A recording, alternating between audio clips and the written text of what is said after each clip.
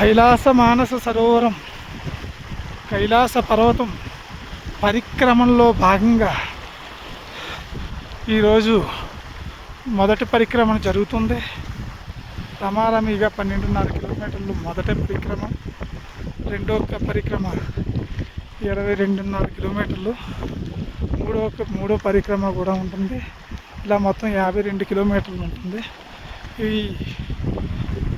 ఈ పరిక్రమలో ఆ మంచు పర్వతం నుంచి ఎన్నో నదులు పుట్టినటువంటి ఇక్కడ ఈ ప్రసిద్ధమైనటువంటి మంచు కరిగినటువంటి నీరు